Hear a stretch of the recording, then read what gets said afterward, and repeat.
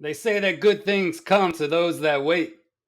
The lady of the realm, the only female Piggybanks knight. It's time.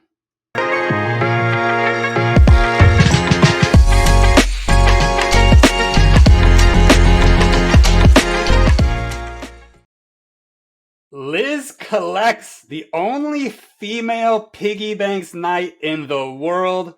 Welcome to the show. How you doing today? I'm great. How are you, Kurt? I'm doing very well. I am thrilled to have you on. But before I ask you about yourself, like I do every single guest on the show, I'm just like, hey, tell us about yourself. Not you, Liz.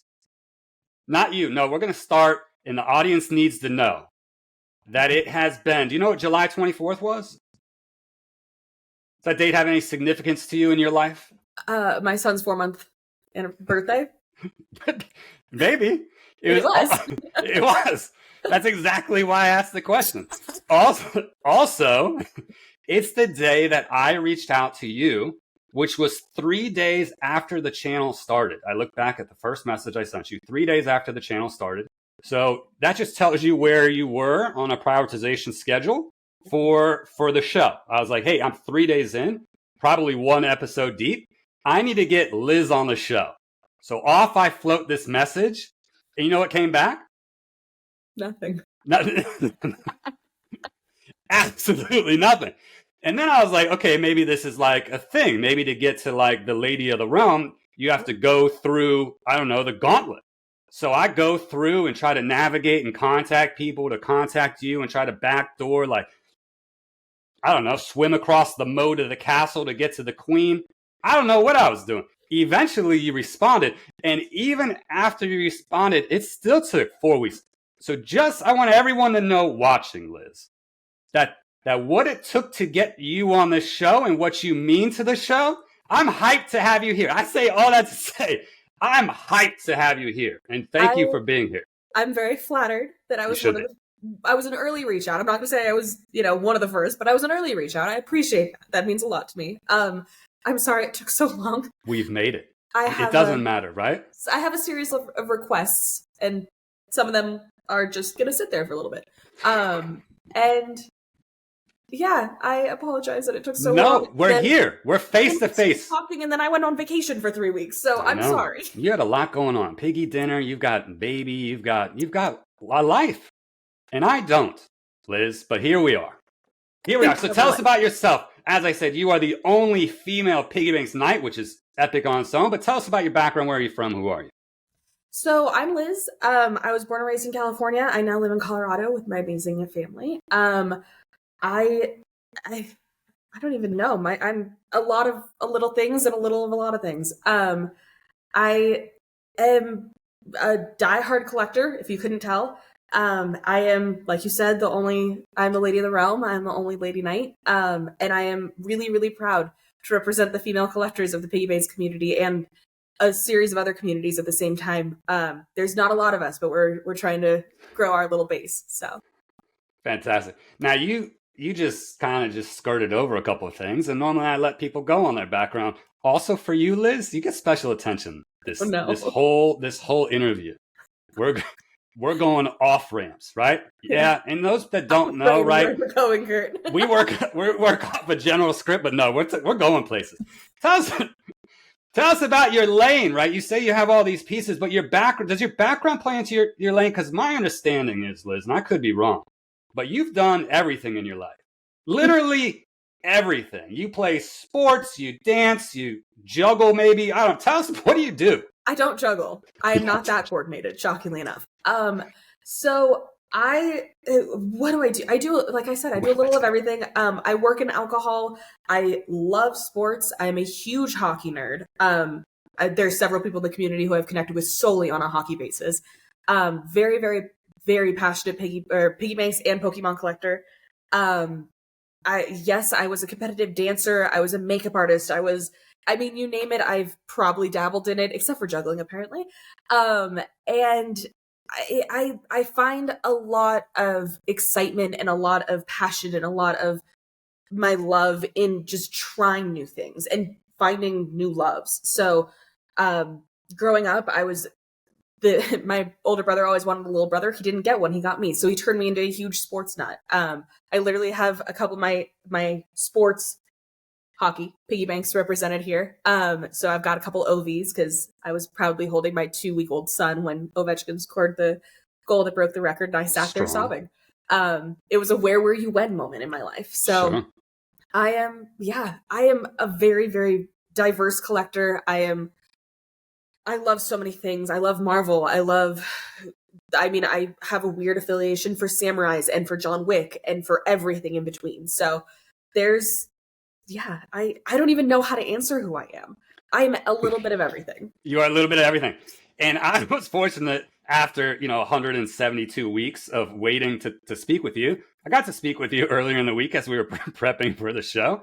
And it's not that you just dabble in these things. Like, you're like an expert in these. Other than that you picked the Commanders to win on Thursday night. That we won't hold against you. But you know everything about everything you get into. I was shocked by the depth of your knowledge when you're just like, hey, you watching this game? Because here are my thoughts on all 52 person roster on the Packers. I'm like, I didn't know who Wyatt was. That's true. It's one player.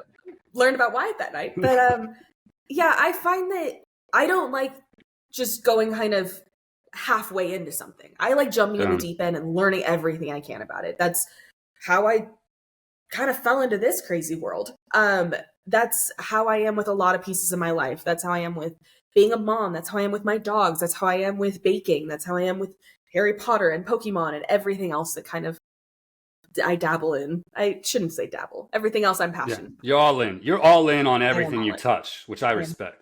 So you said where it all started. Where did it all start for you? Where did your art journey begin?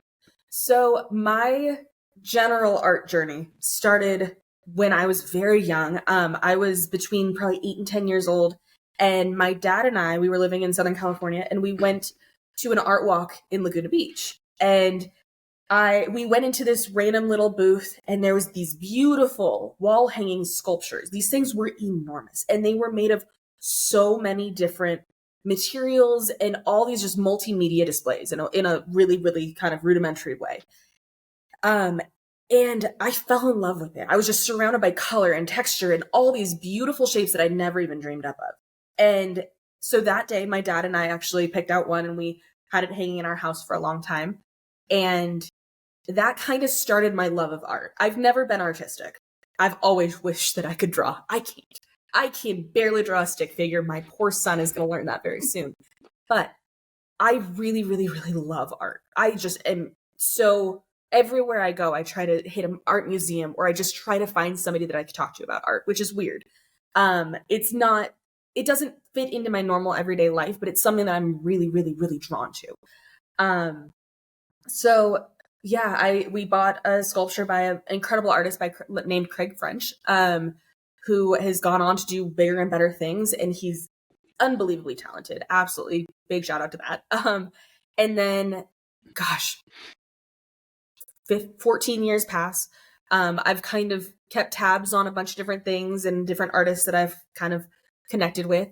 And unfortunately, I lost my dad. But one of the last things that he did was he actually set aside a holiday gift of just a certain sum of money for me, my brother, my sister. And that he left us a note that said, buy something that you will always look at and remember me. And so I went to Craig French, the sculptor, and I reached out to him and I said, I don't know if you remember me. We spoke umpteen years ago. It was me and my dad. It was this whole thing, gave him the whole background. And my dad had commissioned another piece from him. And I told him, this is my budget. I would love to buy a piece from you because this is something my dad and I connected on. And I still have my sculpture that Craig made me. So it is proudly hanging in my office. And it's very special to me. And I love it. So that is kind of the start of my art journey in a really, really long way. I mean, I'm sorry to hear that. That's such an amazingly touching story, though. Empathetic, as I told you earlier in the week. That's what was the sculpture of? So it's a very abstract sculpture, but when I look at it, I actually see this really beautiful fish, which again ties into we were in Laguna Beach, and I'm from Southern California. Like, there's a bunch of ties to it, but it's. Sure. I'll have to send you a picture of it. It's really a a pretty incredible piece. I bet it is. I mean, and on the back, it has a picture of my dad on it. So it's even more special. That's amazing. Amazing. I love that you did that. Now behind you, you don't have sculptures. You have a lot of you have a lot of beautiful Piggybanx pieces. How'd you go from art sculptures and what you knew about art to now art cards pieces? So I went from art, and I mean, it was kind of a very long, bumpy journey. Ended up with Pokemon. Well, kind of started with Pokemon, continued with Pokemon. Fell in love with some of those pieces. And then one of my good friends, actually, in the Pokemon realm, introduced me to Piggybanx. And starting last February, so 2024, I started applying, and it was the first come, first serve, like as quick as you can drop. Okay, sure, yeah. And I was working full time, so I didn't have, the freedom to just sit there and click, click, click. And actually, the first piece I ever applied for, I then got later on in my career, and it was this lovely Playboy Pika, which is love it, hilarious piece. I love this piece. I did not hit that drop. I got that on the secondary market proudly. And so I started applying February 2024, and I did not hit my first piece until November of 2024. So I was applying for almost 9 months. And my first drop, if you'll allow me to tell the next crazy story, this is a fun one. Take us, Liz, wherever you want to go. November, the first week in November, my husband and I was relatively early in my pregnancy, but we were moving from California to Colorado with everything we owned. We were literally driving out, and we were driving through relatively rural Utah, and I see a Piggybanx drop. We pulled over for gas or whatever it was, and I saw it. And I was like, oh my gosh. It was this lovely little bugger. It's Gang. Yes. And as soon as I saw it, I kind of lost my mind. And immediately, it was actually, tell me why you want this piece, which it was in the early phases of the tell me why you want the piece.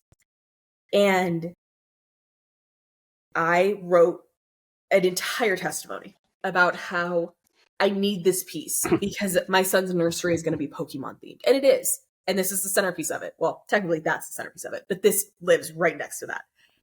And I think I offered to kiss the ground that they walked on. I begged shamelessly. And I got this. This is my first ever retail drop, was Gang. And when I opened it, I put on the white gloves and I saw it, and I legitimately started crying. I'm going to blame the pregnancy hormones on that. But, sure. Yeah, it's still to this day one of my most treasured pieces. It's in a variant that so many people bash on. It's in disco, which in this piece, it works. You can't really catch the light. There's no shame in disco on any piece, especially that piece. It is an incredible piece. The detail on it is unparalleled. It is top 3 all-time favorite Pokemon pieces. So that is my proud first Piggybanx that I got from the studio.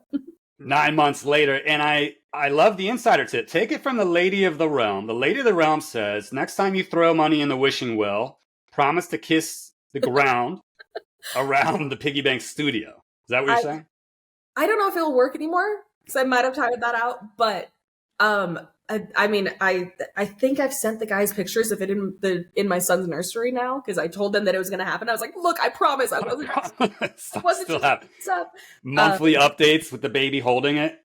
Make sure you're still in possession of it. I may or may not have tried to snap a picture of one of the Knights pieces with my son in his Winnie the Pooh diaper. Yes. It didn't work. He was not happy about it. So he was also like maybe a month old. So probably that's why they put him in phantom displays, just in case it goes in a diaper. Extra protection. Yeah.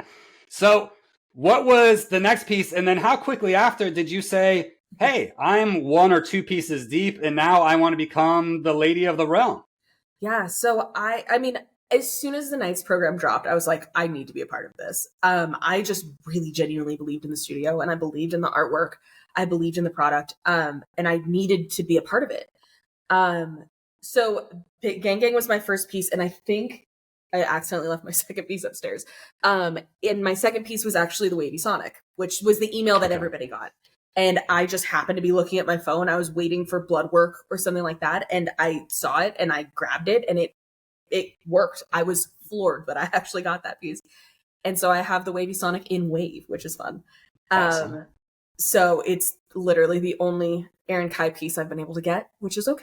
You can't Sure. get them all. No. You win some, you lose some, but it's one that I love because I know that my son will go through a Sonic phase. So that's also in his nursery. Okay. Yeah. So my first drop was November. My second drop was December, and I think a week after that second drop is when the Knights program was announced, and I just needed to be involved. So You're like, I'm tired of not hitting. I'm gonna get them all. Yeah, the guaranteed drops was really a big pull. That's a big one. That's a very, very, very, very wonderful perk. Yeah. And it's also just to be a little bit closer with some really awesome collectors. I mean, we have some of my favorite collectors ever are all Knights that I would never have met without this program. Sure. So many collectors I've connected with. I've connected with you because of this program. It's really expanded me as a collector and in the collecting space as a friend, as a resource, as somebody that just is really passionate about this. So yeah. So what's the journey been like since? So you enter into knighthood and find out obviously later that you're the only female, which you probably expected to some degree going in. I expected it. I was hoping there might be one more, but I'm also kind of really flattered that I'm the only one that was willing to, absolutely. Yeah. Throw. So now you say the lady. I'm just going to call you Queen for the rest of the episode. Don't call me Queen. The Queen of the realm. Not hear the end of that if the studio hears that I'm Queen. And what's the journey been like? So you had expectations going in, certainly, right? Like you said, the bonus of guaranteed pieces, the bonus and perk of community and connectedness and togetherness. What has it been like? So I can't say that I had a ton of expectations. The only expectation I really had was I'm guaranteed some pieces that nobody else can get, which is awesome. Sure. Yeah. And since I was such a small fish in such a big pond before the Knights piece or before the Knights program, I guarantee I don't think I would have hit any of the Knights drops without the Knights program. Okay. So I don't think anybody would have known my name. Nobody would have, asked me to be on a podcast. So it's really opened my eyes. And when it comes to expectations, the only thing I expected was I'm guaranteed pieces, which was kind of the lowest bar to go in with, which I think is kind of a great way to go into it. And honestly, the community aspect of it has blown me away. People are so, so wonderful. I have made so many new friends. I was just at the Piggybanx dinner, and I mean, towards the end of the night, I actually got a chance to just sit down with I think it was 4 other Harry Potter collectors. And we all just were sitting there, and I had brought some of my pieces, and they were sitting there oogling them. And I'm like, this is so much fun. Like, this is something that I never would have been able to experience without Piggybanx and without being a knight too. So it has been a bit of a wild journey, especially, having my son at the end of the 3rd month. I told the studio, I reached out to them and I said, if you have a drop on my son's birthday, I will lose my mind and I will be very, very upset if it's while I'm in labor. They didn't have a drop on his birthday, but the first dinner piece, which I have since got, has his birthday on it, which is very special. That's fantastic. So it's been an incredible ride. It really has. I have connected with so many people, and I have found so many more grails than I ever thought I would. I've spent way too much on the secondary market. That's okay. How else are you going to get the pieces you love? How else are you going to get them? Yeah. So talk to us about your pieces. You've been kind enough to just surround yourself with them. Talk us through some of them. And I have to ask, I know the answer, Liz, but are these passion projects? Is this an investment? Is it both? How do you look at your collection? So my collection is my passion. It is. I don't see it as an investment. I know that if something happened and I needed financial assistance, some of these pieces would help with that. I don't ever look at them and see dollar signs. That's just not who I am. I am just very much. These are all tangible pieces of things that I love, and I look at them and I can't help but feel something from them. Be it nostalgia, be it pride, be it passion, be it whatever it is. I can hold these pieces and look at them and they bring something out of me, and they mean something very deeply to me. So I am truly a collector. I'm not an investor. There's a couple pieces that I am I still can't believe I even have them. They are so incredibly special to me. One of them that I would be ashamed not to mention Johnny Wick. He's one of the few, and I'm a huge dog person. I don't know why. I just connect with the John Wick storyline. I love this piece. As soon as I saw it, I was like, this is an unobtainable grail. I'm never going to get it. And somebody reached out and was like, I have it if you want it. So it was an insane piece, and a wonderful chase, but it's truly one of the big centerpieces of my collection is my friend Johnny here. Liz, before you put it down, I don't want to cut you off, Liz. No worries. Can you hold it back up? Because, and I do this out of love for the audience, okay? I know people that have been on this show that have mentioned that specific piece, and they are desperate to get John Wick with puppies. And there it is. I got to tell you, I never thought I'd find someone with it. I didn't even know you had it, obviously, because I contacted you 172 weeks ago. And there it is. Yeah, it's here. And I've had 4 or 5 people reach out to me and ask me what it would take to move it. And I told them that it's going to be forever mine, and either it's getting buried with me or it's going to my son. So I'm sorry. Those are the only 2 options. Right into the diaper. That's right. No, hopefully he'll be out of diapers by then. If not, we might have a problem. So going with the John Wick theme, I recently made a deal for this one. This is a special one to me. So I did not get target practice on retail, but I did get the diamond. That was just a recent pickup that I got actually when I was on vacation. So that's a very special one to me. I don't know what it is about the John Wick storyline and the characters and everything about it. It's really just a special piece to me. It's a very entertaining show. It's an entertaining kind of series of movies, but it has a deeper meaning, and I can never really pinpoint. People are always like, why are you so into John Wick? I don't know. I can't pinpoint it. It just hits my soul, and I just resonate with it, and it just means so much to me. I cry every time I watch those movies, and I can't stop. I don't know why. I love it. You're like, I don't like puppies, and I don't know why I like John Wick, but I love puppies. The combination gets you. I got 2 dogs upstairs that are begging to come down here and say hi. So that's my John Wick obsession. So can I ask you a question about the diamond one? And it's not even related to the piece necessarily, but I've been so fortunate to get, I don't know, a couple piggy pieces. I have canvas, nice, metal, okay, very pretty, matte, and this is combination of retail and secondary, okay? And when I'm on secondary, it's like I can't hunt down these PMGs. I just buy whatever's available. Like someone offers one, I buy it. Canvas, metal, matte. What's it like to hold a diamond or a PMG? Can you tell me about it a little bit? It hits different. It hits different? It really does. Yeah. Don't get me wrong. I am a very big fan of refractor and angel dust. I like sparkly things. All of them. There's no bad piggy. There's variants that I definitely do not prefer. Sure. Because I think that it detracts from the art. But 90% of the variants, if I open it, I'm thrilled. Yes. My first ever PMG, actually. Let's see if I can reach him. I opened this package, and I actually think that I nearly dropped it on the floor. Thankfully, I was standing by my counter, and so my counter caught it, and it fell like maybe an inch. But I have the Emerald Money Gang, sorry, and it just, there's something different about these. They just hit so differently. I got to tell you, Emerald on that piece. Yeah, it's a special one. It's I've been offered several variant swaps, and I bet you have. Can't do that. Bet you have. Have you been offered a medal? A medal? No, I have not been offered a medal, but somebody has. I've been offered a couple other PMGs variants because there was a lot of PMGs for that piece, which was incredible to see. I loved watching all the openings and all the shock faces. But Emerald they just pop. They do. They come on camera.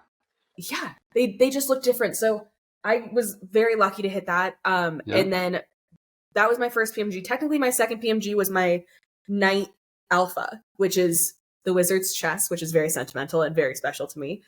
Huge Harry Potter fan. I think we'll get into that. And then my third PMG, which I can't believe I have 3 PMGs, and I technically have 4 because I just got that Diamond Wick. I have the Platinum Records Spiders Man.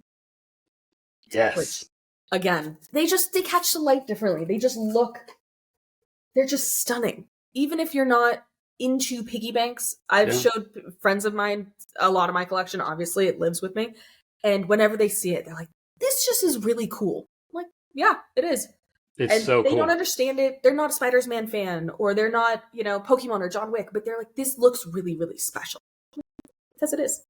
I made my second episode, which was about 7 weeks ago. No correlation. The second episode was on Spider-Man because I didn't submit for it, and I was telling the public of how ashamed I was with myself for staying in my lane. And he continues to drop all these bangers, and I've since expanded my lane. But Spider-Man did something to me. It broke me a little bit. I'm a sports guy through and through, and that was the first chink in the armor right there. Just split a whole slit through the armor where it eventually just fell off. Piggybanks cracked me. So I feel like there's always one, and the one that stands out for a lot of people that just hit them in a weird way that they all needed it was Separation Anxiety, the Venom piece. That artwork was I would have done a lot for that piece, and I didn't get it. I still haven't hit one on the secondary.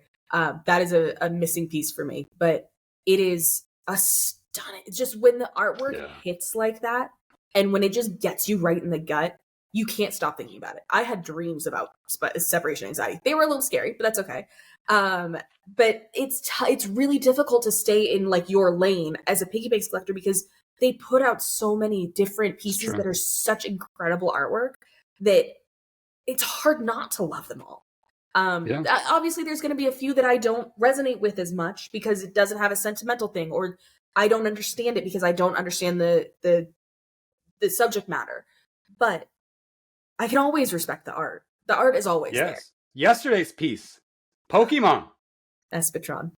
I didn't go for it, and I gotta tell you, every part of me said I should. I knew I wouldn't have hit it anyway, because Piggybanx probably has watched half an episode of mine, and he's like, I know this guy doesn't like Pokemon, so he's not gonna do it. But that piece is stunning. It's beautiful. The thing is, it's all on equal. So if you resonate with a piece, apply for it. What's the worst that's going to happen? You're going to hit? That seems like a pretty good thing. I know. It might take you out of your lane, and it might drop your equal score so that you can't necessarily hit something that's then in your lane. But when it comes down to it, I have no problem applying for things. I applied for King of the City too because I love Shohei Ohtani. I didn't. Well, you're a sports fan too.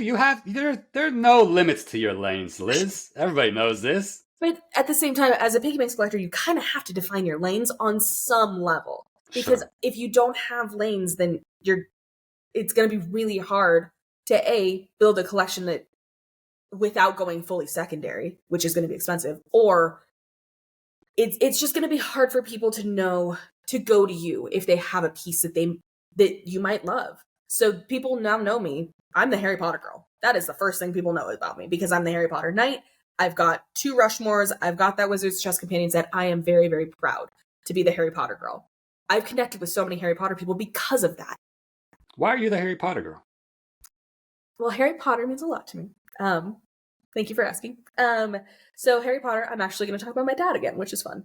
So growing up, my dad came home from work one day. My dad worked a standard 9 to 5, was home usually by 5:30, had dinner at 6. It was a very 2.5 kids, white picket house kind of a place. Yeah. And very cookie cutter. And my dad came home from work one day with the first Harry Potter book. And he said, we're going to read this together. And I was the youngest of 3, so this was really special to me. I didn't usually get time alone with my dad. And so that night we sat down on my bed and he read me the first chapter. And he started doing all the voices. And every night that he wasn't traveling or I wasn't, up late doing homework or whatever it was, every night after that, we'd read one chapter together. And by that, I mean, he read me every single book. Unfortunately, he passed away before we finished the last book, and he passed away before we saw the last movie together. But I know we've watched them together, we've read them together. He's still here. And since then, I have found a lot of solace in the wizarding world. I find it very comforting. I find it magical. I mean it. I hate the pun of saying it's magical, but it's difficult to find another perfect word for it. So I have all the books on my Audible app on my phone, and I listen to the books, and they keep me calm. And so I have always had the books read to me. I've never actually read the books myself.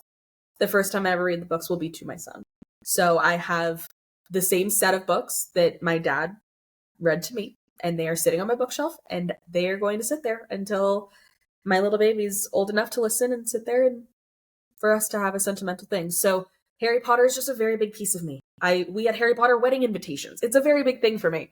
And so when I saw that Gryffindor sword, I genuinely wanted to just put that as my like top priority for all, like for, because you had to rank your top 5 swords.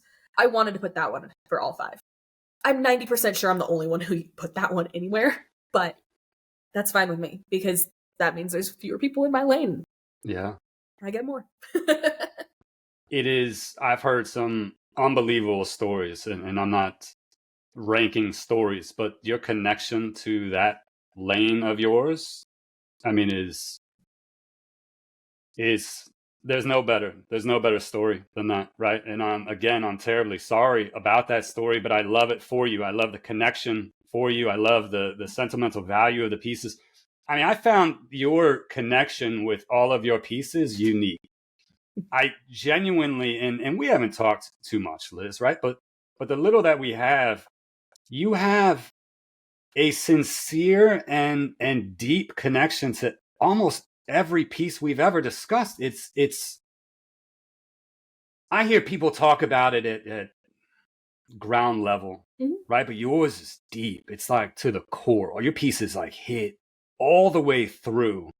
And it just separates you. When I think about Knights and I think about Piggybanks and I think about not for resale and flipping, it's like you are the epitome of what a collector should be. It's why when I asked earlier, like, is it a passion or investment? Like, I felt stupid even asking you because I know the answer, but there's a different layer in you and your connection. And I got to tell you,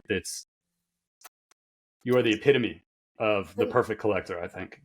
I go after things that I'm passionate about, and if I don't hit them from retail, I usually go after them in the secondary. And because like I said, I like to hold things that I'm passionate about, and I get to hold these, and I get to look at them every day, and I get to really, I connect with them in a weird way, and they bring out something, and they represent something in my life that I'm really excited to talk about, and I'm so just over the moon to anytime somebody walks by my collection, they're like, "What's this?" I'm like, "Oh, how long do you have?"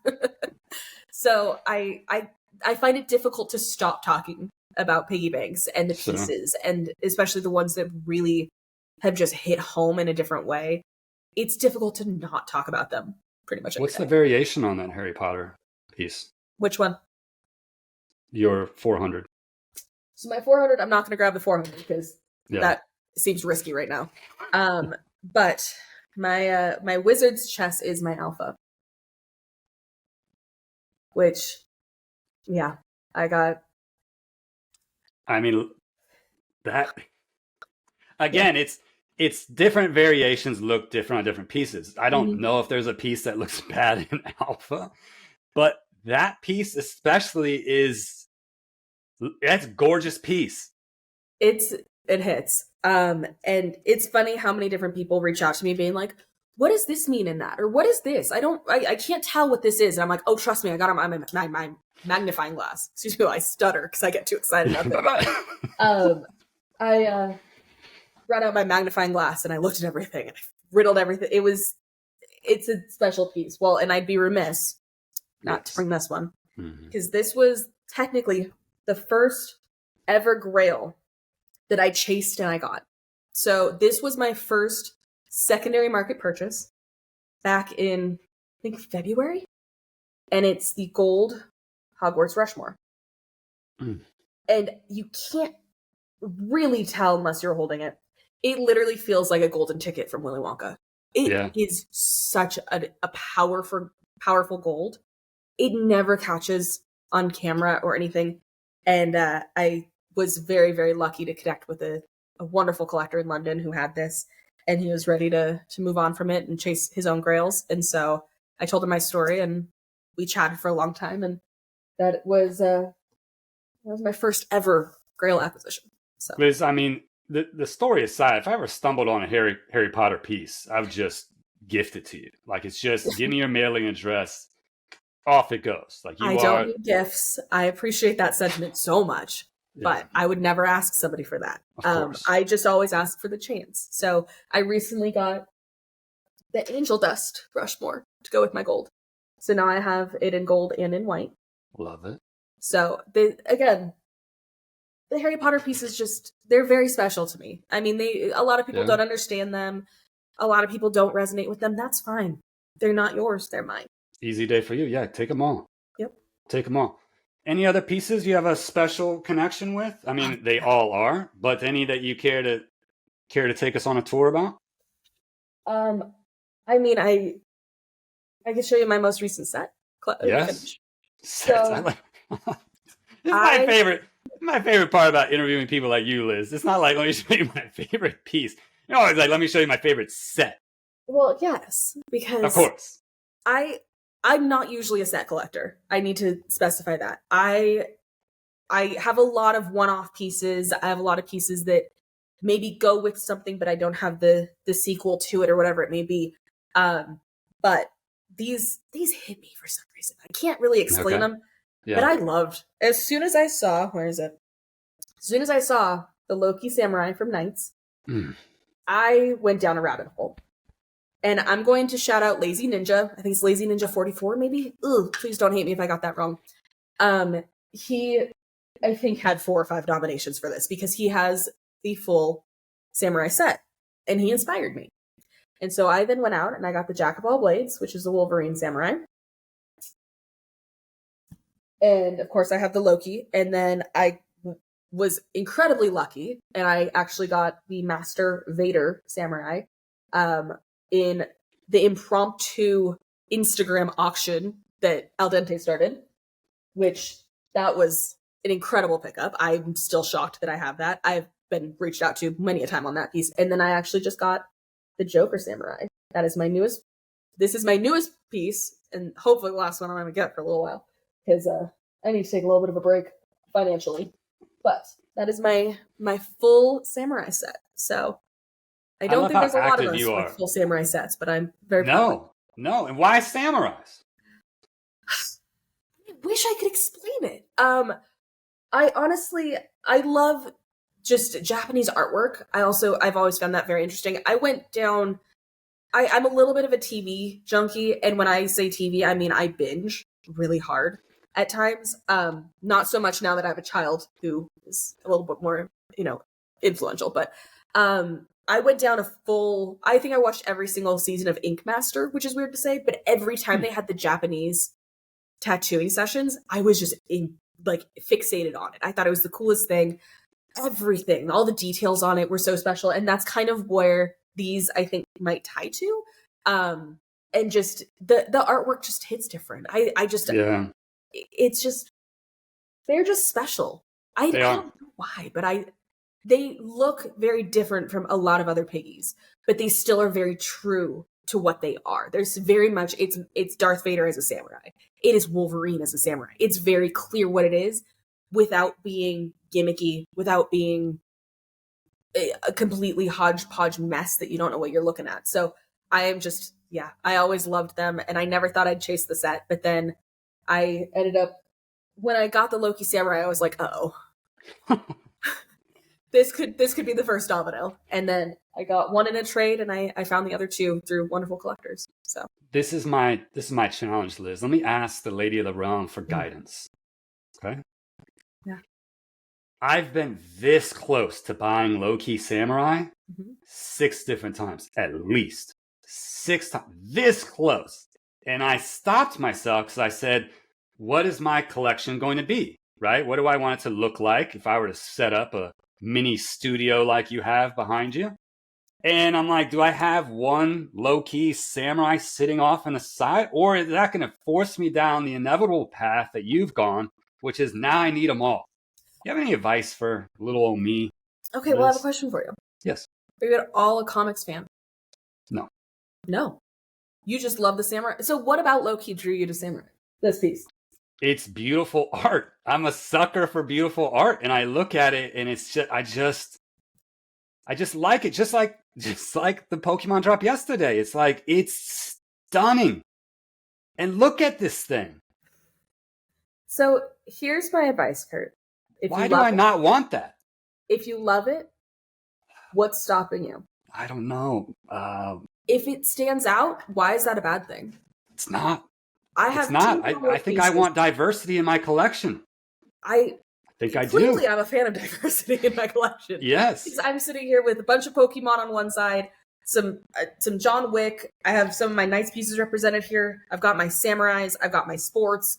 I've got my very, very limited Star Wars with my Iron Mando. But it's a beautiful piece. I like to display it. So I don't ever feel like staying in your lane should be why you don't go after a piece. Yes. If you love a piece, go for it. Thank you. I've rid myself of lanes. Did I say that already? They're gone. I don't think you said that, but I like that. And they're gone. I think it's tough. It's a juggling act because you want to be known for having a lane, but you don't necessarily need to stay 100% in that lane. Can't be constrained by it. It's too tight. It's too tight over here in the sports lane, so I've already shifted. This is a collector at heart. I don't know if you can see it. Oh, there you go. Right? And so, because I'm a collector at heart, I'm in on that series and set. Yeah. Low-key Samurai, though, might have to come my way. If you love that piece, if you love Spider's Man, if you love target practice, if you love art, a piece of art, there's no reason not to, in my opinion. Yeah, just keep getting second and third jobs. Right? We need a few more subscribers on this channel. As long as you pay your bills, you're okay. Yeah, piggy responsibly. Advice, not just for me, for new collectors. You have advice for new collectors? Be patient. Be very patient. It is a crazy time right now. The collector base is growing. Every single drop, there's new collectors hitting, which is incredible. And that's what we need. Yeah, we need more people to see this and to experience this and to be passionate about this and to talk about this, because this is really, I think, something that's going to last for a long time. This is going to be something that I tell my grandkids about. I'm really excited about that. And so when new collectors hit, or when people you don't know hit, that's not a bad thing. I didn't hit yesterday. That's okay. I'm going to probably chase it pretty hard on the secondary, but we're going to figure that out as we go. It's a good thing for the community to grow. I am a firm believer that you should always go after what you love, but it's okay to not go after something that you don't love. Even if somebody's not a Pokemon fan, as a Pokemon fanatic, I would have been really hurt if somebody else hit Gengar and then tried to profit off me. I am not a fan of flippers. Yeah. I'm just not. I'm not in this for an investment. I'm in this because I love these pieces. There's some pieces that I love less because of one reason or another. Some pieces I've grown away from. That's okay. Your taste can change over time. That's acceptable. That is completely human. That's normal. That's wonderful. It's called growing up. I'm a very big fan of getting pieces into the right hands at the right time. So if you're a new collector and you find that you like a Pokemon piece, but maybe you don't love it, then you can submit for it. But submit for it with the intent of keeping it, in my opinion. Yeah. Don't submit for it looking at the money signs. Because yes, we all know Pokemon has money signs around it. If you see a piece, the collector at heart, it's a beautiful piece of artwork. I didn't resonate with it because I'm not a watch person. I am a collector at heart, but I knew that I was not the right home for that. So I passed on it. Yeah. If you're not the right home for something, let it go to somebody who is, in my opinion. And if you do have something that maybe isn't in its forever home anymore, maybe you grew away from it, maybe something changed, maybe you got another one that you like the variant more. I just went through that literally a couple weeks ago. Then bless somebody else who will love it just as much as you have, or you did, or you want to. I'm all about making sure pieces are treasured because they deserve to be. And I agree. Whatever that looks like, if that's a trade, if that's trying to be reasonable, just be patient because there's always something coming. You never know what the studio has. I'm so thankful you shared the stories you did today, because it's the story like your connection to Harry Potter that makes me pass on submissions for pieces. Because like you said, I might love it, but I know I don't connect with it at that core level, like I said, my surface level. But if you love it, don't let me stop. But if you love it, I won't. I won't. But if you love something, if you love the low-key samurai, even if you're not into Marvel, even if you're not into the Japanese culture, if you love it, go for it. Absolutely. If you love a Harry Potter piece, if you really resonated with Wizard's Chess, go for it. I'm not going to ever stop you. I'm never going to try to compete with you for a piece. That's just not who I am. If you love a piece, I will never ask you for it. I will never try to get it off of you just because I want it and I think I want it more than you. That's a breeding ground of toxicity, in my opinion. Absolutely. So if you love a piece, don't let somebody else's love for it stop you. If there's a Harry Potter drop and you're like, I have no idea what I'm looking at, but this is beautiful artwork, do not let me stop you from that. Go for it. Lady of the Realm is always right. Lady of the Realm is always right. But I have noticed a lot of Piggybanx posts recently where he is reposting new collectors hitting their first piece. I've seen so many of them, and I try to make it a point to like every single one. Piggybanx, his message chat from me is just filled with a bunch of hearts on like new collectors hitting pieces. He's probably like, Kurt, chill out, bro. I mean, I just love seeing it. Yeah. It's such an incredible growth time right now. And the equal system is beautiful. I think it really is, because if you had to explain why a piece meant a lot to you, or if you were relying on the studio knowing your name, when a year ago, I would have never hit. Yeah. I got really lucky with my first drop. I really did. And I somehow stood out. Maybe it's because I am a girl. I hate to say it. There's not a lot of us. But it took 9 months for me to stand out in a way and for them to bless me with something. Sure. And ever since then, it has been a wild ride. And I'm so excited for all the new collectors to go on that wild ride. Because I just know that once they get it in hand and they have that unboxing experience, the gloves and everything, once they open that first piece, if you're not hooked, well, then we need to talk. You're done. I mean, it went so rapidly for me. My wife sat me down, Liz. She said, I'm not kidding. She sat me down and she said, Kurt, what's happened? I said, what do you mean? She's like, one day you open up a Piggybanx piece and now we've got all these packages coming to the house. It's like, yes, because it's just, it goes quickly. And again, I wasn't hitting retail. I was plucking off the secondary, and you know that life. That's not a cheap life. That's not a cheap life. That's not a way to live long term. But the pieces talked to me, and I went for them. But yeah, the wife, we had a moment, and then of course we had a second moment when we started the podcast. She's like, "Now you've completely lost it." But I always say, Piggybanx was the reason I started this. It was my love of art and Piggybanx. And I do host other artists and other collectors on the channel, but it's the love for the space and spreading love and awareness. But Piggybanx was it for me. It remains it for me. Mm-hmm. And it's just, yeah, you touch it and it's just like everything else goes by the wayside. What few sports cars I had, I said, I'm selling. I took anything else off the shelves. I took my own like professional awards and threw them in the trash. Like the diplomas are going to be next, like off the wall, up go Piggybanx. Anywhere I can find space. This is where I am. Yeah. I can safely say that before this, I was very big into collecting Pokemon. And while I'm still a Pokemon collector, and I'm still very passionate about Pokemon, I now have to share my passion. And I have to share my collecting budget and my collecting time and my collecting energy. Because this is a very big passion as well. Yes. Can I tell you a little story? I have an award. It's right off camera, right here. Mm-hmm. And I used to have it up here, and you could see it very clearly. These two you can see very clearly on camera, right? You can't see what's behind the microphone. And you have to tell you, obviously you know what that is, but I have to tell you because it's kind of, everyone can see these. Mm-hmm. And so I'm on meetings with like admirals and whatnot, right? and senior directors of various organizations, and they're like, what is it? What's this guy? Right? It's like, come on, man. Space Pig. How does that go over?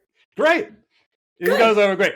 But it's just, this is where I am mentally. This is what Piggybanx has done to me, right? It's just seeping into Admiral so-and-so saying, Kurt, I'm sorry, but you want to tell me what that is? Like, sure, let's talk about it. I'd love for you to submit the next drop. So Piggybanx, if you see Admiral so-and-so submit for the next drop, look out for formal last name. That's right. Admiral so-and-so. So on the flip side of all the love for the new collectors, what advice do you have for the OGs? Because this is a tough time. All the OGs are getting all these PMGs and special treatment, like you said, over time, and now equal. And there's this interesting space. What does a lady of the realm say to OGs today? It's really difficult for me to give advice to OGs because I'm not an OG. I really have connected with a lot of OGs, and I think that it's not my place to give advice. I find myself wildly unqualified to give advice because I am literally just a collector like everybody else. I have clearly jumped in the deep end on this, but it's one of those things where it's tough to, I mean, I could probably help it, maybe guide on a question, but when it comes to just blanket advice, I hope the OGs know that the new collectors, I consider myself a new collector still. I'm still under a year. I hope you guys understand that we're not here to step on your toes. We're here to join you in this incredible place. And we're here because we love it just like you do, and like you have. And I am not ever one to try to steal anything from somebody or swipe a deal. I'm never trying to, I'm not ever the one to rub somebody the wrong way, be a new collector or OG, whoever you are. I just hope the OGs give new collectors a little bit of a chance and give them a benefit of the doubt because we don't know what's going on sometimes. Yeah. And sometimes, when I first started, I had no clue what this world was. I had to create a second Instagram page because I was like, what is happening? Who are these people? You don't need to look at my wedding photos. So when it comes down to it, just give them a chance. I love talking to new collectors. I have really, really enjoyed meeting new people through this and finding something that we share and a passion that we can discuss in pretty ridiculous length at times. Finding those new friends and those new collectors that you connect with is never a bad thing. And I don't think OGs see it as a bad thing, but I just want to really hit that nail on the head because I feel like I'm really lucky to have a lot of OGs who I've met through the Knights program or I've met through other friends. And a lot of them have become some of my closest friends that I talk to every single day. Sure.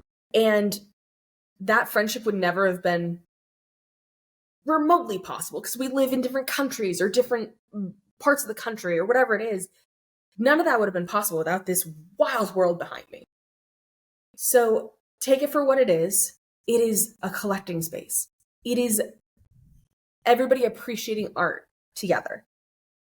There's no place for animosity or toxicity in that, in my opinion. So, agreed. Yeah, Liz, I find you to be so refreshing. I heard during those 7 weeks while I waited patiently for you to join me on the show, I heard so many stories about how amazing you are. I heard how you treat everyone with fairness and respect and kindness, and how you are so helpful in the community, and how just such an amazing representative as Lady of the Realm, which, by the way, I still love Queen of the Realm. I'm sticking with it. And this hour that I've spent with you is clear demonstration and substantiation of all of that. I mean, you're wise in the way that you speak of it. I appreciate all your perspectives. I'm trying to bait you with some of these questions, and you're not taking the bait, right? You're prepped. I love all your stances on it. Genuinely, Liz. I love everything about you. Well, I'm gonna need to know who told you good things about me because I need to send them cookies or something. Yeah. You found all my right. I'll give you the list. Yeah. Couple more questions will get you on your way. Where do you see your collection in 5 years? Because if you have all of that, in 12 months, if you're early in your journey, you don't consider yourself an OG, I consider you one. Where are you 5 years from now? Oh gosh. 5 years from now, I could consider myself an OG, I think. Sure. And I see my collection on many different walls in this house. And I see my collection growing, and I see it potentially veering into new lanes that I didn't know I loved. And I see my collection touching more people, be it through what will eventually be my 5-year-old son, and we're hosting his fifth birthday party, and people are over and they're, what's that? I see it as a conduit to help grow the community, especially in a relatively small town that I live in. So we've already worked on finding new collectors and introducing Pokemon friends to what this is, and some of them have hit, and it's incredible. And I think one of them hit yesterday, and they called me so excited. So it's really, really special to meet new people through this, but it's also really, really cool to meet people and bring them into this. So that's where I see my collection is not just growing with pieces, but growing with people around me. That's what I said. I mean, anyone who doubted what I just said a minute ago, there it is. Like, you're like a writer writing proverbs over here, Liz. Man, anything you want to leave us with today, Liz? Well, thank you for having me. I am so incredibly flattered to be the first lady. The first lady to be on the podcast, and I'm sorry it took so long. Don't be. Worth every minute. I just for all the new collectors, hold on tight. It's a wild ride. And for all the existing collectors, I feel like we all know there's always something more coming. And what that looks like, I can't wait to see. So, Liz, I'm so thankful we connected. Me too. Try to check your messages every once in a while, right? I'm not going to go anywhere after this podcast. Let's stay connected. Let's talk. And let's have you back on the show. I want to keep pace of your collection. I want to see where you're going, and I want you to drop more knowledge on the world, please. The audience needs it. Oh, wow. Okay. Can you be a return guest for me? I'm going to put you on the spot right now. Return guest, Liz. Return guest? Yes, I'm holding you to it. I'm going to cut this. I'm going to put that out there on my story on Instagram in just a moment. Like, I'm going to return. I'm going to play it every week for you as a reminder for the next 7 weeks. With that said, thank you so much, Liz. We will talk soon. Liz collects. You're the best. Lady of the realm. Queen of the realm. First lady. Appreciate your time. Thank you so much, Kurt. Until next time, stay sharp, chase smart.